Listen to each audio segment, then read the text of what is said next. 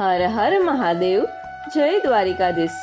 મારી YouTube channel Dipali જોશીમાં આપ સૌનું હું હાર્દિક સ્વાગત કરું છું। આજના આ સુંદર વિડીયોમાં આપણે 9 તારીખથી શરૂ થનાર ચૈત્રી નવરાત્રિ વિશે વાત કરવા જઈ રહ્યા છીએ। આ ચૈત્રી નવરાત્રિમાં માતાજીનું ઘટ સ્થાપન કેવી રીતે કરવું, પૂજન અને વિધિ કેવી રીતે કરવા અને ત્યાર પછી મા જગદંબાને સુંદર ભાવતા ભોજન ધરી અને માને રાજી કેવી રીતે કરવા અને એના બદલામાં મા જગદંબાના આશીર્વાદ કેવી રીતે પ્રાપ્ત કરવા, આ દરેક વાતની જાણકારી એ આ વિડીયોમાં તમને આગળ જાણવા મળશે। જો આ વિડીયો તમને સારો લાગે તો ચેનલને લાઈક, શેર અને સબસ્ક્રાઇબ કરવાનું ભૂલશો નહીં। ધન્યવાદ। નવરાત્રિના દિવસો એટલે કે મા જગદંબા મા દુર્ગાની ભક્તિના દિવસો। નવદુર્ગાના પૂજનનો દિવસ એટલે કે માની નવરાત્રિ। આ ચૈત્રી નવરાત્રિનું વ્રત કરવાથી વિજયની પ્રાપ્તિ થાય છે, દુઃખ અને દરિદ્રતા દૂર થાય છે, જીવનમાં યશ અને કીર્તિની પ્રાપ્તિ થાય છે, સંપત્તિ અથવા તો મા લક્ષ્મીજીની પ્રાપ્તિ થાય છે। આમ તો વર્ષમાં કુલ 4 નવરાત્રિ આવે છે, જેમાંથી 2 ગુપ્ત નવરાત્રિ, 1 શારદીય નવરાત્રિ અને 1 ચૈત્રી નવરાત્રિ હોય છે। શારદીય નવરાત્રિ એટલે કે આસો માસમાં આવતી નવરાત્રિ। ગુપ્ત નવરાત્રિને તંત્ર સાધના માટે શુભ માનવામાં આવે છે અને જ્યારે ચૈત્ર અને શારદીય નવરાત્રિ એ ગૃહસ્થો દ્વારા ઉજવવામાં આવે છે। આ ચૈત્ર મહિનાની શુક્લ પક્ષની પ્રતિપદા તિથિથી લઈ આ ચૈત્ર નવરાત્રિની શરૂઆત થાય છે। દેશભરમાં નવરાત્રિ એ ધામ અને ધૂમથી ઉજવવામાં આવે છે।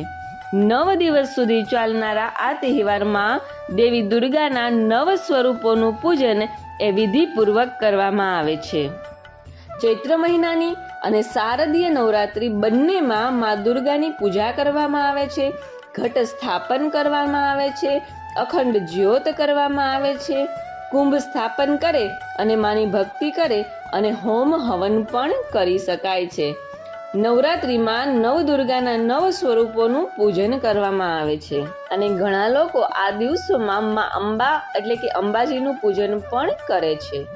તો હવે આપણે આગળ જાણીએ કે ચૈત્રી નવરાત્રિના ઘટ સ્થાપનનું શુભ સમય અને ચૈત્રી નવરાત્રિનું મહત્વ શું છે અને આ નવરાત્રિ ક્યારથી શરૂ થશે।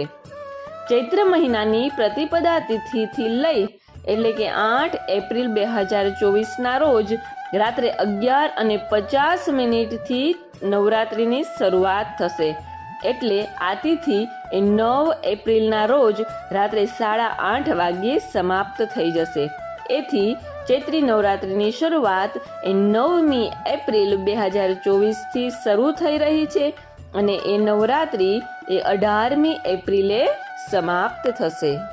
આ ચૈત્રી નવરાત્રિમાં ઘટ સ્થાપનનું મુહૂર્ત શું છે તો આપણે જાણીએ કે 9 એપ્રિલના રોજ સવારે 6:11 થી લઈ 10:23 સુધી અભિજીત મુહૂર્ત, એ મુહૂર્તમાં ઘટ સ્થાપન કરવાથી ખૂબ જ સુંદર ફળની પ્રાપ્તિ થાય છે અને ત્યાર પછી બીજું મુહૂર્ત બપોરે 12:03 વાગ્યાથી લઈ અને 12:54 સુધીનું રહેશે। આ ચૈત્રી નવરાત્રિ દરમિયાન દેવી દુર્ગાના 9 સ્વરૂપોનું પૂજન કરવામાં આવે છે। તો આ 9 સ્વરૂપો કયા તો કે શૈલપુત્રી, બ્રહ્મચારિણી, ચંદ્રઘંટા, કુષ્માંડા, સ્કંદમાતા, કાત્યાયની, કાલરાત્રિ અને મા સિદ્ધિદાત્રીની પૂજા કરવામાં આવે છે। આ પવિત્ર અવસર પર મા જગદંબાના 9 સ્વરૂપનું આરાધના કરવામાં આવે છે અને આ દરેક દિવસ તહેવાર તરીકે ઉજવવામાં આવે છે। મા જગદંબાએ આ સંસારનું અનેક અસુરો દ્વારા રક્ષણ કર્યું હતું। નવરાત્રિના દિવસોમાં ભક્તો સુખી જીવન અને સમૃદ્ધિની કામના કરે છે। આ દિવસો દરમિયાન દારૂ, ડુંગળી, લસણ, માંસાહાર આવા પદાર્થોનો ત્યાગ કરવો જોઈએ। હવે આપણે જાણીએ કે ચૈત્રી નવરાત્રિનું મહત્વ શું છે। નવરાત્રિ દરમિયાન માતા ભગવતી અને તેમના 9 સ્વરૂપોની પૂજા કરવાની પરંપરા છે।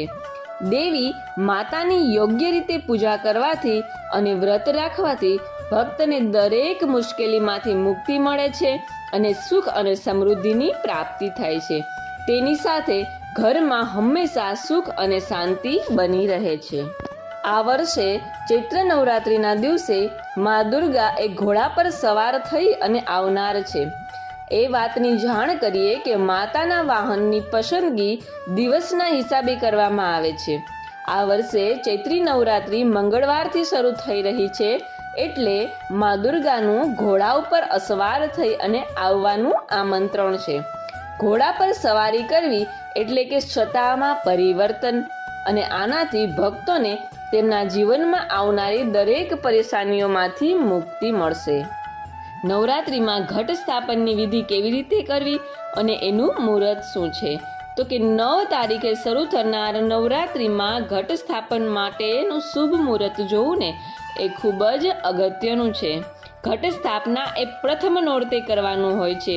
એમાં ગણેશજી, મા દુર્ગા અને ખાસ કરીને જળ ભરેલા કળશની સ્થાપના કરવાની હોય છે.